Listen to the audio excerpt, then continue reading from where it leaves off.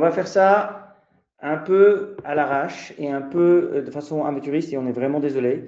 Mais je vous présente donc par mon téléphone Philippe Aurin, le patron des études économiques de la Banque Postale, qui a gentiment accepté notre invitation pour venir partager ses perspectives sur l'état du monde et notamment la guerre en Iran, l'impact que cette guerre pourrait avoir ou est déjà en train d'avoir sur l'économie mondiale et plus particulièrement l'économie française, pour ensuite débattre et donner quelques indications et quelques idées sur l'impact que cette guerre peut avoir sur différentes classes d'actifs, notamment en réponse de plusieurs questions qu'on a pu obtenir déjà en amont.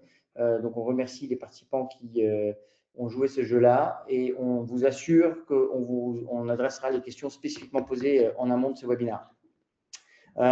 Juste avant de passer la parole à Philippe et peut-être de faire mon rôle d'animateur en tant que cofondateur de Cashbee, je vous rappelle que vous pouvez tout à fait poser des questions en continu qu'on verra nous au fil de l'eau. On tâchera soit d'y répondre au fil de l'eau ou dans le pire des cas, de toutes les façons à la fin. L'objectif est de faire tenir comme toujours ce webinaire en moins d'une heure, enfin 1 heure max, et de laisser amplement le temps à la fin de cette session pour justement des questions-réponses. Donc la partie présentation en tant que telle, qui se fera sans slide, alors que Philippe avait travaillé dur pour avoir des slides illustratifs, se tiendra en une demi-heure, 40 minutes, comme d'habitude. Donc, merci beaucoup de votre participation. Philippe, je vais te laisser peut-être te présenter très rapidement, mais surtout, après, j'entamerai avec une première question qui est toute simple, qui est, selon toi, quels sont les grands impacts à date de la guerre en Iran sur l'économie mondiale et, dans un deuxième temps, l'économie française? Bonjour à tous, donc je suis Philippe Aurin, je suis directeur des études économiques de la Banque Postale. Et bien écoutez, notre travail dans le cadre des études économiques, c'est justement d'étudier la conjoncture et de faire des scénarios de prévision qui alimentent comme ça toute la banque, comme vous pouvez l'imaginer, les différents métiers de la banque, que ce soit de gestion, que ce soit de contrôle de gestion, que ce soit d'ALM, etc. Donc voilà, on étudie ces sujets et je vais partager avec vous peut-être des éléments d'analyse sur ce thème compliqué du conflit en Iran, dans le Golfe Persique. Donc peut-être tu veux que j'enchaîne directement parce que tu as... Absolument, non, tout à fait. C'est la guerre en Iran, quel impact pour l'économie mondiale? Quelle vaste question, sans doute. Alors peut-être je vais commencer par un point qui est de rappeler la situation de départ, c'est-à-dire que dans quel monde nous sommes et comment du coup ce contexte est particulièrement impacté par ce conflit. Alors le contexte c'est quoi? Le contexte c'est qu'on est dans un monde carboné. Alors je vous découvre rien évidemment, mais c'est quand même bien de le rappeler au départ. On est dans un monde où, en gros, le pétrole, c'est un bon tiers de l'énergie, le gaz, à peu près un autre tiers, et on a aussi du charbon pour une part importante. Et si vous regardez les énergies renouvelables et nucléaires, et ben, tout ça, ça fait à peu près une quinzaine de pourcents. Donc, pétrole plus gaz, on est autour de 60%. Donc, dans ce monde carboné, évidemment, eh bien, on a besoin d'être alimenté en permanence par des flux d'hydrocarbures. Et il se trouve que ce détroit d'Ormuz, maintenant on le connaît tous très bien, eh bien il est bloqué et donc ça va poser des problèmes puisque ça coupe à peu près une quinzaine de pourcents du gaz qui est exporté par le Qatar, par exemple, et à peu près 5% du pétrole qui est exporté par la zone. Alors la question qui va se poser, c'est est-ce que c'est important ou pas ce qui manque? Est-ce que c'est compensable ou pas? Et donc, je vais vous donner quelques éléments. Alors d'abord, quand on regarde un peu le choc que ça représente, effectivement, 17%, 15%, enfin, les chiffres que je vous donne là sont pas complètement certains parce qu'évidemment, chaque partie a sa vision des choses et on saura qu'à la fin, qui disait à la fois ce qui est exact et ce qui est réel. Mais en tout cas, ce qu'on peut dire, c'est que à peu près 4% du gaz naturel est manquant aujourd'hui. Donc ça, c'est quand même ennuyeux. Et à peu près 1% du pétrole. Alors, il y a deux raisons pour lesquelles c'est manquant. Il y a la raison qu'on connaît, c'est le fait que le détroit est bloqué. Et puis, il y a une deuxième raison qui est un peu plus compliquée, qui est qu'il y a eu des destructions de ce qu'on appelle de capital, c'est la destruction de moyens de production assez significatifs quand même. Et donc ça, eh bien, ça va être ennuyeux parce que non, une fois qu'on aura débloqué le détroit, eh bien, on va mettre plusieurs mois, voire dans certains cas plusieurs années, pour récupérer l'intégralité de ses capacités de production. Et donc, il va falloir faire ça. Alors, ce qu'on observe quand on regarde un petit peu l'évolution des prix, c'est que le pétrole, à peu près, a en pic atteint le niveau de la crise de 2022, la crise de référence, au moment de la guerre en Ukraine, on a eu des chocs pétroliers et gaziers très importants.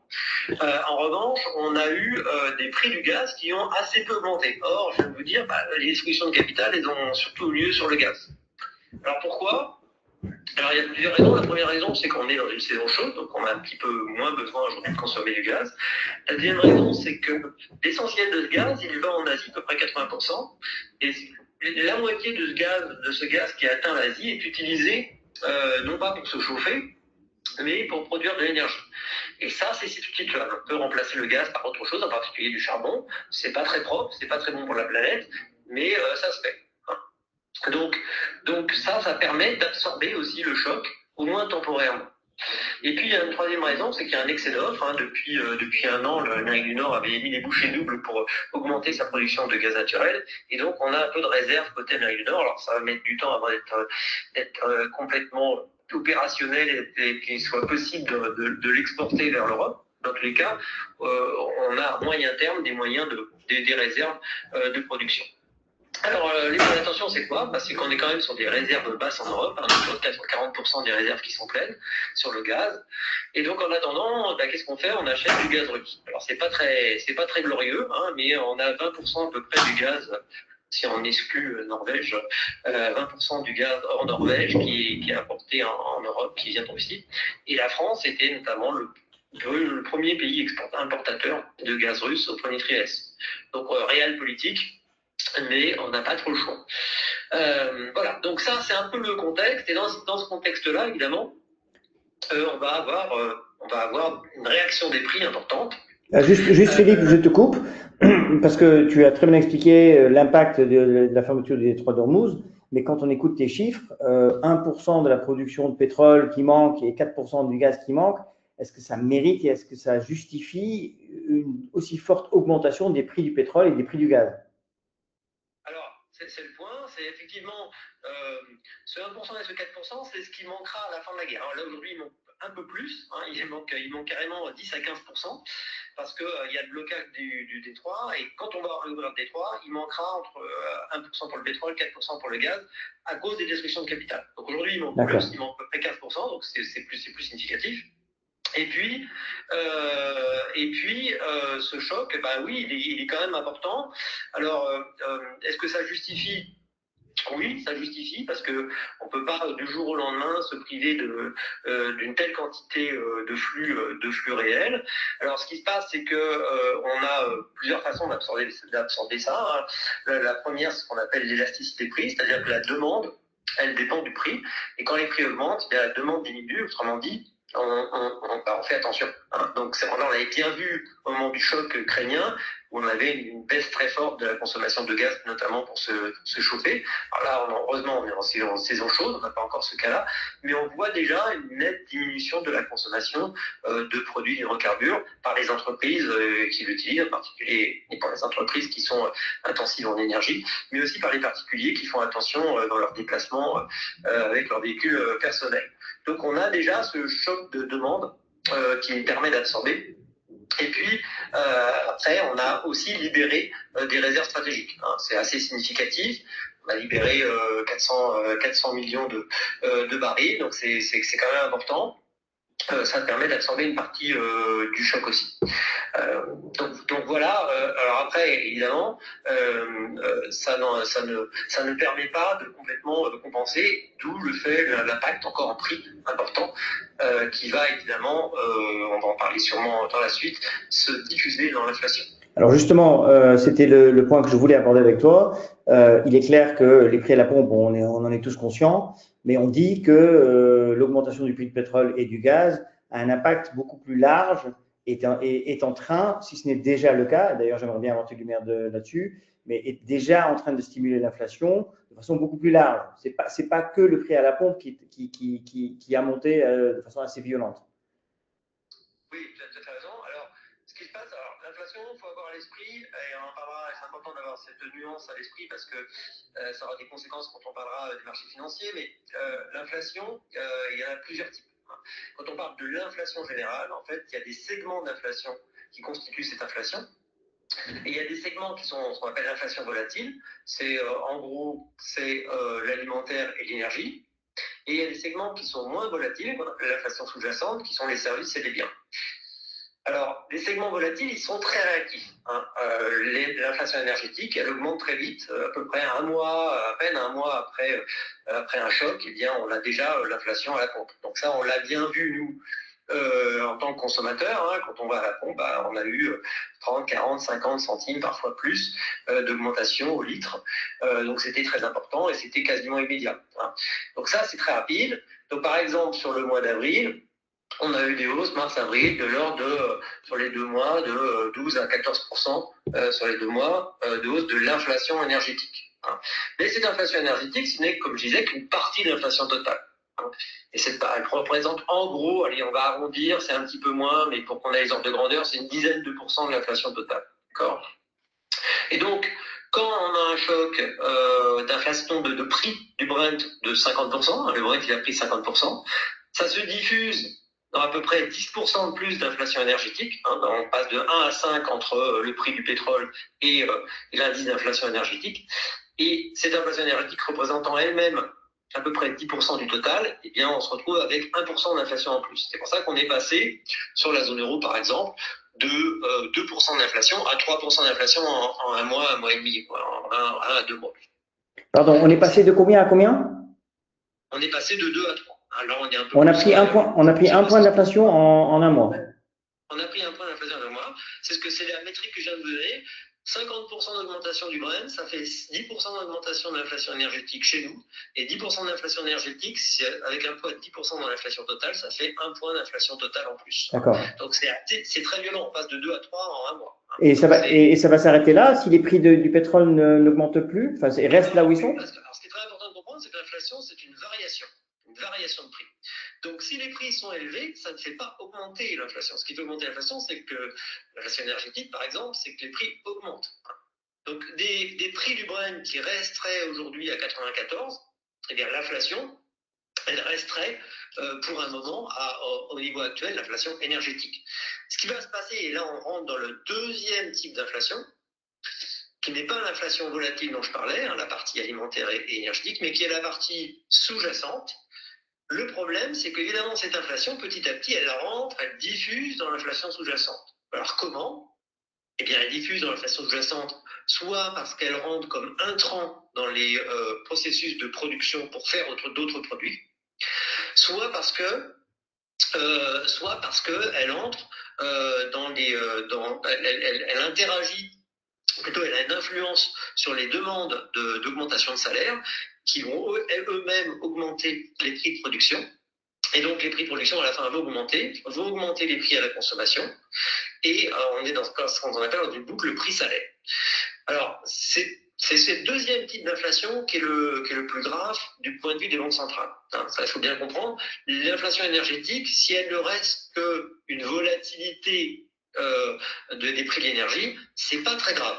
On se dit, une fois qu'on rouvrira le détroit, ça va redescendre, il y aura des effets de base qui vont que l'inflation va rebaisser, c'est pas très important. Le plus important, c'est que ça ne diffuse pas dans l'inflation cœur, l'inflation sous-jacente, à travers les prix de production et à travers les salaires. Et pour éviter ça, la Banque centrale est prête à beaucoup de choses, et en particulier à ce qu'on appelle détruire de la demande, c'est-à-dire qu'elle est même prête à générer un ralentissement économique, voire une récession, pour éviter que cette boucle se mette en place.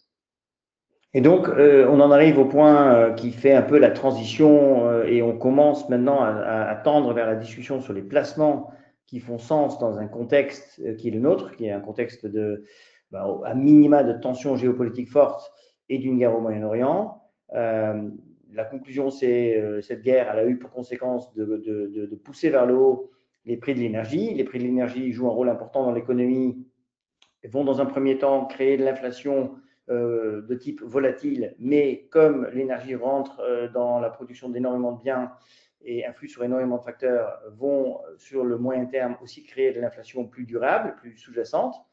Cette seconde partie va influencer la prise de décision des banques centrales qui pourraient donc, si j'ai bien compris ce que tu disais, que ce soit aux US, que ce soit en Europe, que ce soit en Angleterre, commencer à réfléchir à une potentielle hausse des taux directeurs. Bon, jusque-là, tout va bien, enfin tout va bien en termes relatifs, mais parlons maintenant de l'effet des hausses des taux directeurs par les banques centrales sur le reste de l'économie et peut-être aussi sur les différentes classes d'actifs. Moi, on m'a toujours dit, si on monte les taux directeurs, on cherche à freiner l'économie.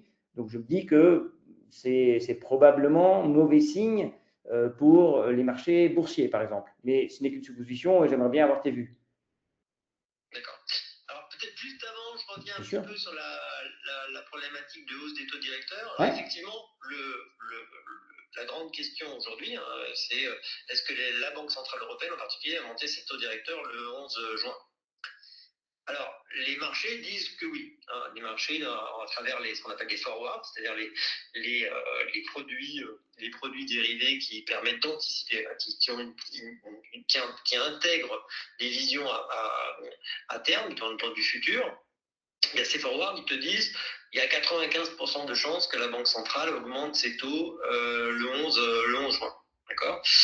Alors, la rationalité de ça serait de dire, effectivement, on a une hausse d'inflation qui est importante, puisqu'on est à 3,2 en zone euro, mais on regarde ce que je disais tout à l'heure, on a une inflation sous-jacente, en revanche, qui reste limitée, qui est de l'ordre de 2,5%. Donc, on n'est pas non plus dans une explosion de l'inflation sous-jacente. Alors, ce que disent certains gouverneurs de la Banque centrale, c'est oui, mais il faut éviter justement que ça diffuse dans cette inflation sous-jacente, et donc il vaut mieux s'y prendre plus tôt que plus tard. Alors, pourquoi ils disent ça? Parce qu'en 2022, on leur a beaucoup reproché de s'y prendre trop tard.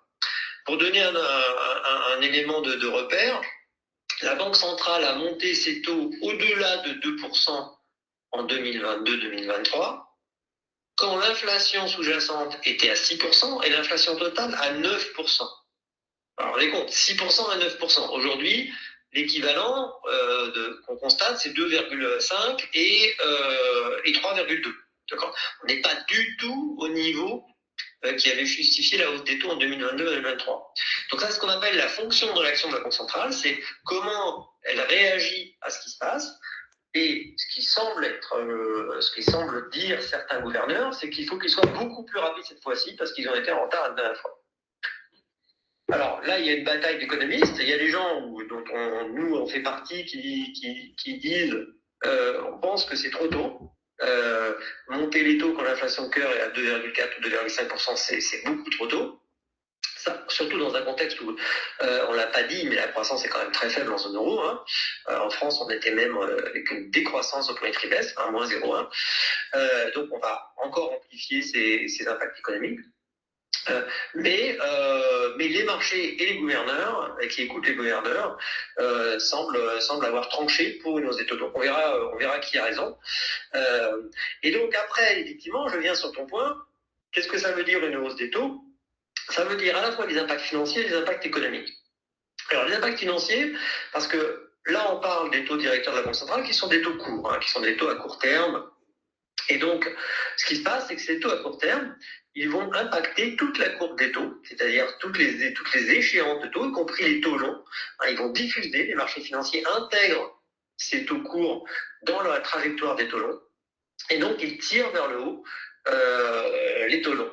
Alors, ils le tirent vers le haut, mais il y a un autre effet qui contrebalance ça, potentiellement, qui est de dire, à un certain horizon, grâce au fait qu'on ait augmenté les taux courts, on aura moins d'inflation, et donc les taux rebaisseront. Et donc, parfois, on a des choses assez particulières comme ça, c'est que le fait de monter les taux courts, qui normalement augmentent l'ensemble des taux d'intérêt, y compris les longs, le font, mais sur une période anticipée de 3-4 ans ou de 1 an. Et après, il y a une rechute prévue des taux longs parce qu'on considère que l'inflation aura été maîtrisée, que les taux pourront revenir à la normale. Donc, il y a comme ça des vagues dans les courbes des taux associées à ces mouvements de hausse de taux directeurs. Donc, juste pour faire le lien avec les marchés et les produits, tu dis il est difficile de prévoir l'effet d'une hausse probable des taux courts sur l'ensemble de la courbe. Et comme sur le long terme, les taux pourraient monter, mais qu'il y a des scénarios dans lesquels ils peuvent également baisser, c'est difficile de se prononcer sur le comportement d'un fonds obligataire, par exemple, ou d'obligations d'État, parce que si les taux longs, notamment, continuent de monter, ben, les prix des obligations, par définition, vont baisser. À l'inverse, si ces taux venaient à corriger à la baisse, en réponse à une hausse des taux courts, enfin, j'essaye de ne pas m'y perdre, et de ne pas perdre l'auditeur non plus, bah, évidemment, une baisse des taux sur les obligations à long terme implique une hausse de leur prix, ce qui serait favorable, a priori, sur les fonds obligataires. Donc, encore une fois, j'essaye de faire le lien avec un certain nombre de placements que plein de maisons proposent, dont la nôtre. Sur l'obligataire, ce que tu es en train de dire, c'est compliqué de se prononcer, en tout cas pour ce qui est des produits de taux pur, c'est-à-dire les obligations d'État. Ensuite, on peut parler du crédit dans un second temps, mais c'est un peu ce que j'entends. Alors, oui, c'est un peu ça. Après, notre job, nous, c'est de se prononcer. Donc, je ne peux pas dire ça à mon patron, je ne peux pas prononcer. Ouais. Donc, mon job, c'est de dire les mécanismes, c'est ce que je vous ai dit, c'est-à-dire qu'il y a des mécanismes qui sont à la fois haussiers taux long avec la hausse de taux court, mais aussi baissiers sur un horizon un peu différent. Alors, nous, ce qui est important, c'est notre travail, c'est de dire, c'est de déterminer les taux d'équilibre, de dire comment tout ça s'équilibre, quel est le point de départ, est-ce que le taux d'équilibre est supérieur ou inférieur au point de départ. Alors, par exemple, il y a 2 semaines, on avait des taux qui étaient à 3,80 sur l'OAT, d'accord? Et nous, on disait… Alors, juste pour éviter de perdre trop l'auditoire, l'OAT, c'est l'obligation assimilable du Trésor, c'est-à-dire c'est les obligations de l'État français. Et quand on parle de l'OAT, c'est typiquement l'OAT à 10 ans. Oui, Pardon. tu as raison. J'aurais dû le dire, tu as raison. Donc, c'est encore de l'OAT à 10 ans, elle était à 3,80. Eh bien, cette OAT à 10 ans, elle intégrait des primes de risque associées à la peur de l'inflation qui étaient très importantes. D'accord, ce prix intégrait des anticipations très importantes. Et là, nous on disait, en termes d'équilibre, c'est pas raisonnable parce que soit ça veut dire qu'il y aura de l'inflation et dans ces cas-là, on aura une réaction de la Banque centrale et donc on aura un aplatissement, ce qu'on appelle la courbe des taux, c'est-à-dire que comme je vous le disais tout à l'heure, il y aura une hausse des taux courts mais une baisse des taux longs parce qu'on anticipera que la Banque centrale fera son travail. Soit on aura moins d'inflation et dans ces cas-là, les taux longs baisseront aussi. Donc notre travail, c'est d'essayer de dire ce qui est raisonnable ou pas dans ce qu'on voit, en termes de prix de marché. Et alors aujourd'hui, on est revenu, je pense, on doit être à 3,6 aujourd'hui sur l'OAT 10 ans. Donc là, on dit, nous, quand on regarde des prix d'équilibre, on est sur des niveaux qui ne nous paraissent pas déraisonnables. En tous les cas, on ne price plus une prime de risque aussi importante qu'il y a 15 jours, où on sortait un petit peu de l'épure. D'accord. Alors, évidemment, quand on fait ça, on peut se tromper. Ça arrive même régulièrement. Mais voilà, le travail, c'est essayer d'évaluer dans quelle mesure les actions à venir vont permettre de corriger une situation qui est aberrante ou modifier une situation qui n'est pas aberrante. Bon, donc je reviens sur le scénario central que tu as décrit, qui est un scénario où les prix de l'énergie vont rester élevés pendant un certain temps, même si le détroit d'Ormuz s'ouvrait demain, ce qui nous semble peu probable, mais ça à la limite peu importe. Cette hausse des prix de l'énergie a des effets inflationnistes que tu estimes pour l'instant relativement bien maîtrisés. Et pour le coup, oui, l'inflation est orientée à la hausse, mais ça n'a rien à voir pour l'instant avec les niveaux d'inflation atteints à la sortie de la crise du Covid. Néanmoins, il est vrai que les banques centrales sont en train d'alerter sur des réflexions en cours sur des potentielles hausses qui pourraient commencer dans le cas de la BCE le 11 juin prochain. on se place dans ce scénario-là. On a pas mal de questions qui s'empilent sur, OK, d'accord, bon, tout ça clair, quel impact sur différentes classes d'actifs. Et encore une fois, on est tous d'accord, personne n'a de boule de cristal, mais dans les grandes lignes, commençons peut-être par les deux grandes classes d'actifs classiques, les actions et les obligations, pour ensuite aller sur des classes d'actifs, dirons-nous, un peu plus lointaines, plus alternatives, mais qui font partie des questions posées aussi. On parle notamment dans le chat des fonds infrastructures et ou or et matières premières. Mais prenons les choses dans l'ordre. Commençons peut-être par ta vision sur l'impact probable sur les marchés actions, sachant que factuellement, bon nombre de ces marchés, quand on regarde les indices, ne sont pas loin des niveaux records. D'accord. Alors, donc comme je disais, sur les obligations, on n'est pas très loin de ce qu'on considère, nous, comme des prix d'équilibre. Ouais. Donc, on considère qu'aujourd'hui, il n'y a pas d'excès dans le marché. Sur les actions, le jeu est plus compliqué. Le jeu est plus compliqué parce que, d'une part, on a des résultats qui restent satisfaisants et qui sont notamment tirés par la technologie, mais pas que. Hein. Et puis, d'autre part, on a des niveaux de valorisation qui suggèrent ou qui nécessitent, pour être complètement raisonnable, que ces résultats ils continuent à progresser assez vite. C'est ce qu'on appelle la notion de prime de risque, hein, la prime de risque ou de price earning, de PE. Voilà. On a des PE qui sont pas aberrants, hein, on n'est pas dans la crise Internet de 2000, mais on est quand même cher si on prend en compte le niveau des taux. Donc, comment on équilibre ces deux choses-là? Moi, ce que je dis, c'est que en particulier quand on regarde aux États-Unis, parce que c'est quand même un marché directeur, quand on regarde aux États-Unis, on voit des performances économiques du secteur de la technologie qui sont complètement époustouflantes. C'est-à-dire, je vais donner quelques chiffres. Au premier trimestre, l'ensemble du S&P 500 a vu sur un an ses bénéfices progresser d'à peu près 27%, entre 25 et 27%. Donc juste pour remettre ça dans le contexte, ça veut dire que les 500 plus grandes capitalisations boursières américaines, en moyenne, ont fait progresser leurs profits de l'ordre de 25-27%. Voilà, quand on compare les profits du trimestre au trimestre de l'année précédente. D'accord. Si tu regardes maintenant Google seul, les résultats de Google sur un trimestre, c'est 60 milliards de dollars, c'est-à-dire en gros la moitié de résultats de tout le CAC sur un an. D'accord. Ou alors de grandeur. Enfin, c'est incroyable, quoi. Oui. Donc on n'est pas du tout dans le monde 2000 où tu avais des oiseaux qui arrivaient, qui ne gagnaient pas d'argent, qui en perdaient et qui étaient valorisés 40 fois ou 200 fois ou à l'infini parce qu'il n'y avait pas de bénéfice. On est dans un monde où on a des acteurs, ça s'appelle des hyperscalers, c'est en gros les trois gros Google, Meta, Amazon, qui ont déjà un champ d'action diversifié et un niveau de revenu qui n'a pas eu d'équivalent dans l'histoire de la finance. Ça n'a pas existé. Donc, ce niveau de revenu. Et d'ailleurs, ils se retrouvent avec des valorisations de l'ordre de entre 3 000 et 5 000 milliards suivant les jours, des valorisations qui n'ont jamais existé non plus. Hein. Donc, il faut voir qu'un seul de ces hyperscalers vaut plus en valorisation que toute la bourse française. D'accord, clair.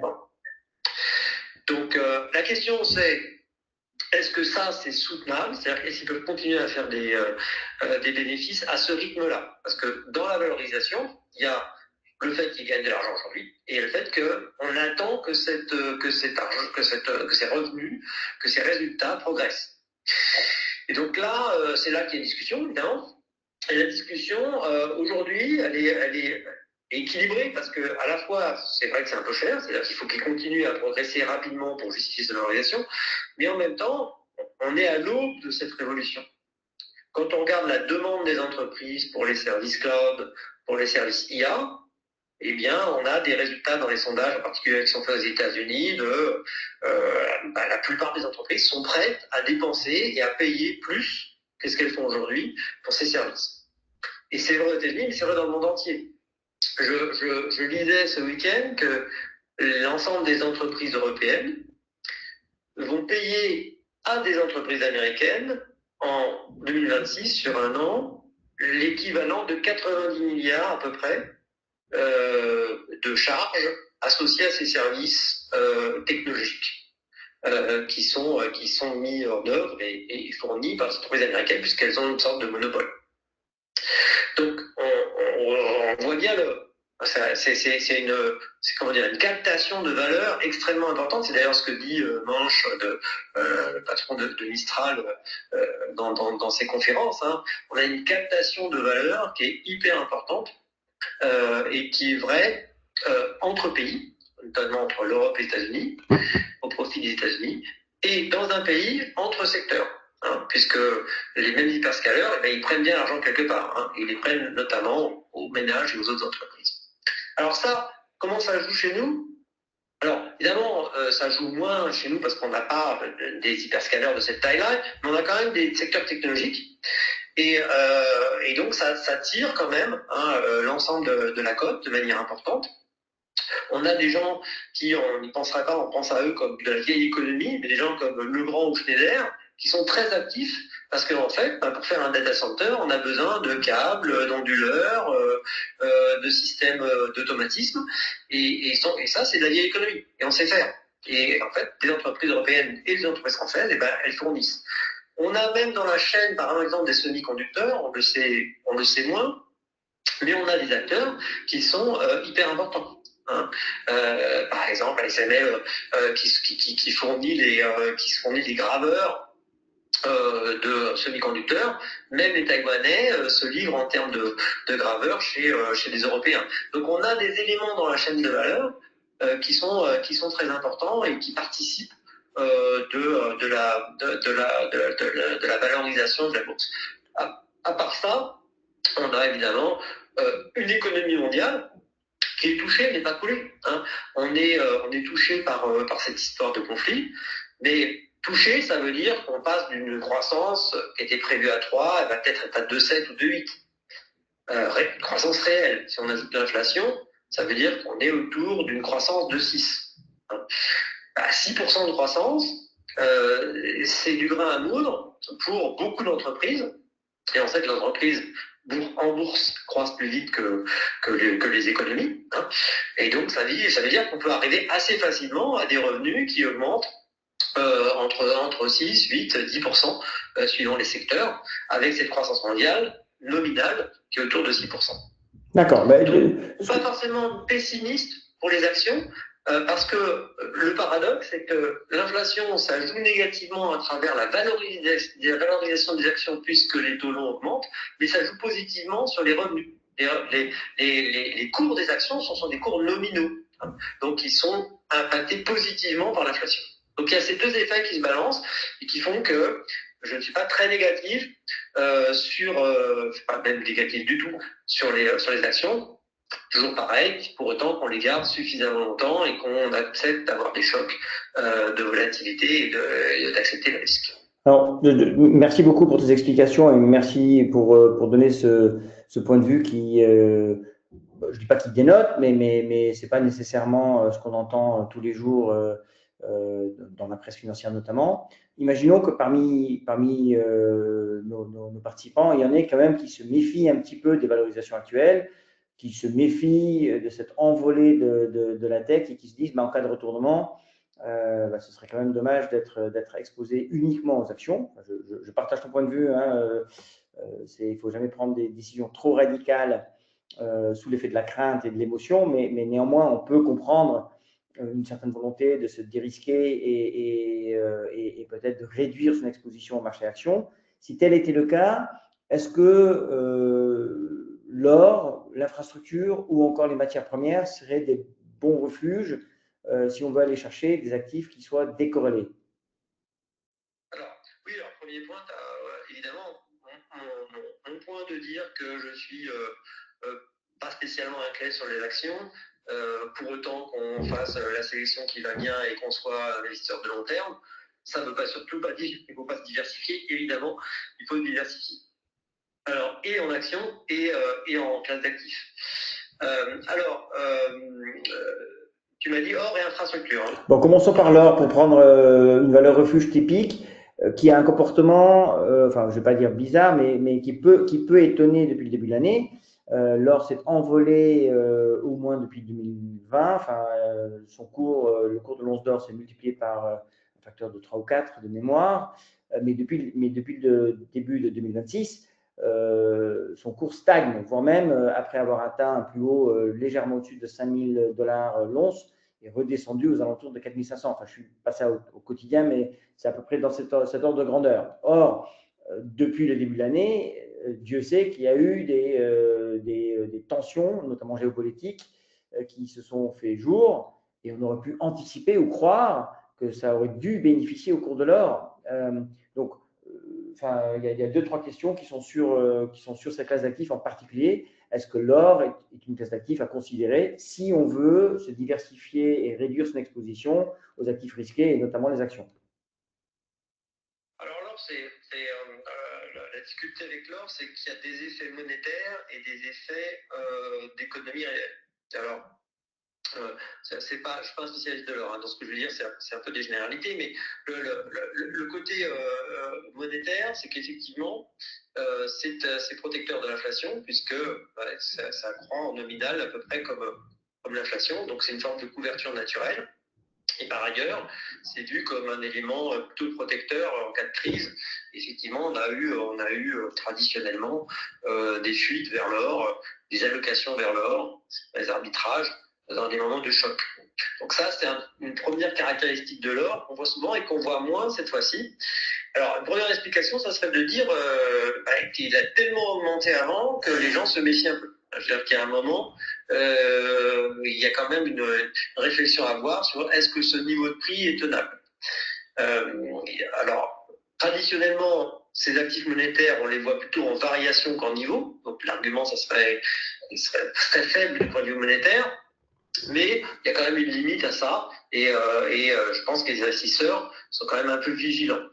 Alors après, ils mettent ça aussi en relation, c'est le deuxième argument, avec l'économie réelle. C'est-à-dire que l'or ne vient pas de nulle part et par ailleurs fait l'objet d'arbitrage. Donc là, il ne vient pas de nulle part, c'est-à-dire quoi? Ça veut dire que la quantité d'or sur le marché, eh bien, elle dépend de la production. Il y a eu des périodes dans les années passées où la production a été réduite parce qu'il y a des facteurs de production qui étaient moins efficaces, notamment en Afrique du Sud. Et donc, il n'y avait pas une pénurie d'or exagérée, mais un ralentissement de la croissance ou des anticipations de croissance.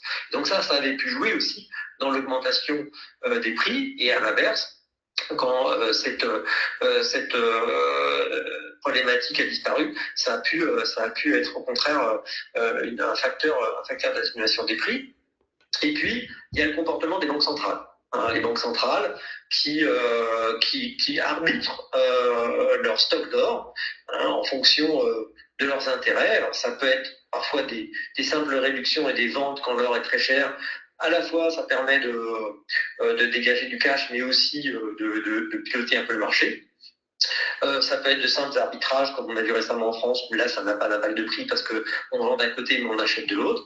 Mais les banques centrales sont des acteurs importants de ce jeu-là. Et puis, il y a la demande, encore une fois, la demande réelle aussi des ménages, à travers notamment le luxe. Et on sait que sur la période récente, eh bien, la demande pour le luxe de très haut niveau, de luxe très haut de gamme, je ne parle pas du luxe qui nous intéresse nous, mais du luxe qui intéresse les gens beaucoup plus riches que nous, eh bien, est quand même très consommateur d'or, et cette consommation de luxe, elle a baissé. Elle a baissé dans les derniers mois, notamment au Moyen-Orient. On connaît les problématiques autour des Émirats arabes unis, du Golfe Persique, etc., mais aussi en Chine, beaucoup, depuis même plus longtemps, avec des campagnes anti-luxe, etc. Donc il y a beaucoup de facteurs qui peuvent expliquer les variations de l'or, qui peuvent les expliquer ex post. Ex ante, c'est plus compliqué. Et pour le coup, j'hésiterais à faire une prédiction sur l'or. Je suis pas assez fin connaisseur Bah, pour dire dans quel sens ça va aller. pour quelqu'un qui ne se dit pas expert, merci pour tes éclairages, parce que c'est clair que parce que j'en retiens, c'est que l'or, c'est un diversificateur, mais il ne faut pas le prendre comme l'antithèse logique et naturelle des marchés actions avec une corrélation parfaite à -1. C'est-à-dire que si le marché actions monte de 10%, ben l'or perdra 10%, mais inversement, si jamais le marché actions devait corriger peut-être fortement, eh bien, le cours de l'or s'envolerait. Ce que je retiens de ce que tu dis, c'est qu'il y a énormément de facteurs qui jouent sur le prix de l'or. Tant du côté de l'offre que du côté de la demande, et que donc, dans un portefeuille, on ne dit pas que ça ne peut pas faire sens, mais qu'il faut faire attention au dosage qu'on met sur cet actif qui reste quand même un actif particulier. On a une question de plusieurs personnes qui se veulent être encore plus prudents et qui disent livret A 1,5, dépôt bancaire à 0. Est-ce que le fonds euro, qui dans les années passées en moyenne a versé du 2,60, mais où avec un tout petit peu d'effort, on peut aller chercher du 3 sur un placement qui est à capital garanti et qui reste liquide, est-ce que le fonds euro fait sens? Est-ce que parce que les taux ont remonté et risquent de rester hauts, ça va bénéficier au fonds euro, ou est-ce qu'au contraire, le fonds euro, il faut se méfier, et si oui, pourquoi? Alors, la courbe des taux de rendement actuels, le fonds euro est un des gagnants. Hein. Clairement, on est encore, alors même si on anticipe tout à l'heure des hausses des taux courts, notamment des banques centrales, on est quand même aujourd'hui sur des taux de dépôt qui sont faibles, autour de 2%, même s'ils montent dans les 6 prochains mois ou dans l'année qui vient à 2,50, ça reste des taux qui sont nettement inférieurs aux taux longs qui sont aujourd'hui, on va dire, autour de 3,6, on l'a dit, pour la petite 10 ans, par exemple. Donc, c'est d'ailleurs ce qu'on voit en termes d'arbitrage sur le marché de l'épargne, hein, puisque les épargnants, aujourd'hui, favorisent beaucoup l'assurance vie par rapport aux produits d'épargne de bilan bancaire, en particulier les livrets. Alors, ce qui va se passer, c'est qu'on va avoir une hausse du taux du livret A. Oui. Ça, c'est lié au fait que le rendement du livret A, je le rappelle, est calculé comme la moyenne des 6 derniers mois entre le taux court, justement, représenté par l'Ester, quelque chose qui est assez indexé donc au taux court de banque centrale, et l'inflation. Et donc ça va nous mener, on est à 1,5, ça va nous mener à 1,7, 1,8 très rapidement, hein, dès le mois d'août. Et l'année prochaine, ça va peut-être même monter plus haut, autour de peut-être, disons, 2, 3 pour fixer les choses. Donc, on va avoir, aujourd'hui, on avait un livret A qui subissait des collectes assez importantes depuis plusieurs mois, même un record sur les 3 premiers mois de l'année, au profit notamment de l'assurance vie. Et donc, ce qui va se passer, c'est qu'on va continuer à avoir probablement une assurance vie très vaillante, mais peut-être un petit peu moins de décollecte de livret A. Je pense pas que le livret A va se retourner complètement, hein, même si à 1,7, 1,8, et puis l'année prochaine à plus de 2, ça commencera à être intéressant, surtout qu'on parle du rendement net d'impôt, hein, puisque c'est pas imposé. Néanmoins, je pense qu'il aura du mal à être compétitif vis-à-vis des produits de Telon au regard de la trajectoire, notamment de l'OAT que nous on anticipe sur les années qui viennent. D'accord, donc le fonds euro aujourd'hui, il bat clairement le livret A. Le livret A va probablement reprendre quelques couleurs, mais le match reste pour l'instant en faveur du fonds euro. Je te remercie de cette prise de position parce qu'il se trouve que c'est celle qu'on préconise depuis un moment, mais je garantis aux auditeurs qu'on n'a pas discuté de cela avant. Il y a une question qui est plus économique, et c'est la dernière des questions ouvertes. Donc, pour ceux qui sont en ligne, si vous voulez en poser, le moment est venu de le faire via le chat. Mais il y a une question qui porte sur la stagflation. Donc, il y a une personne qui s'attend à une stagflation, c'est-à-dire stagnation économique, manque de croissance, voire décroissance faible ou forte, enfin, peu importe, combinée avec une inflation qui serait relativement élevée, voire très élevée. Donc, dans un scénario de stagflation, Même question, où peut-on aller se cacher? Parce que dans un scénario de stagflation, j'imagine que tu serais d'accord avec moi pour dire que ça risque quand même de peser sur les marchés d'actions. Donc, un, est-ce que ce scénario te paraît crédible ou probable? Et deux, dans ce cas-là, quels actifs en profiteraient? Alors, stagflation, alors ça fait partie des mots un petit peu qui sortent systématiquement, comme récession, comme etc. Déflation. Dès qu'il y a un choc, voilà, les gens anticipent un petit peu comment dire, les conséquences extrêmes de ce choc. Alors, stagflation, ça existe, ça a existé dans le passé. Mais c'est pas raisonnable de parler de stagflation tant que l'inflation n'est pas à un niveau très élevé. Donc aujourd'hui, on n'y est pas à 3%, on peut pas parler de stagflation. C'est juste un petit choc. Quand je dis petit, je sais que c'est désagréable pour beaucoup de monde, hein, mais ça reste un choc limité. Alors si cette inflation elle montait à 5%, 6%, 7% comme en 2022, là on peut commencer à poser la question de stagflation. Aujourd'hui, c'est pas ce qu'on voit. Hein, c'est pas ce qu'on voit dans les mois qui viennent. Mais prenons l'hypothèse pour raisonner un petit peu intellectuellement, hein, sur un schéma théorique. S'il y a une très forte inflation, il n'y a pas grand-chose qui nous sauve à part les placements courts, pour le coup. Hein. Donc, les obligations vont souffrir, les actions vont souffrir à court terme. Alors, comme j'ai dit, pour des raisons d'indexation nominale des bénéfices, à long terme, souvent elles se redressent assez bien, les actions, mais elles ont quand même un choc à court terme parce qu'il y a des récessions, il y a des effets de volume importants. Et ce qui est en général le plus profitable dans ces chocs très forts d'inflation, c'est ce qu'on a connu en 2022-2023. On se met sur du court, des comptes à terme à 1 ou 2 ans, et on empoche les 4 ou 5% de taux de la Banque centrale. Voilà. C'est ça qui est le plus sûr, et sur des chocs très violents d'inflation. Écoute, c'est très clair et c'est vrai qu'on n'avait pas encore parlé des comptes à terme. Enfin, oui, les dépôts bancaires restent évidemment une bonne solution et surtout que les dépôts sont garantis jusqu'à 100 000 euros par le Fonds de garantie des dépôts et de résolution, ce qui en fait des produits plutôt sans risque, enfin, que nous on appelle en tout cas sans risque. On arrive à la fin des différentes questions que nous avons reçues. Bon, merci beaucoup Philippe pour ta participation, vraiment sincèrement, merci de nous avoir consacré autant de ton temps. Je tiens aussi à présenter nos excuses pour la qualité de ce webinaire en termes d'un point de vue technique. Le son n'était peut-être pas optimal et merci aux participants d'avoir résisté jusqu'à la fin pour nous écouter. Le replay sera disponible, on vous le fera parvenir. Mais merci aussi à vous de vous être inscrits et d'avoir participé à ce webinaire.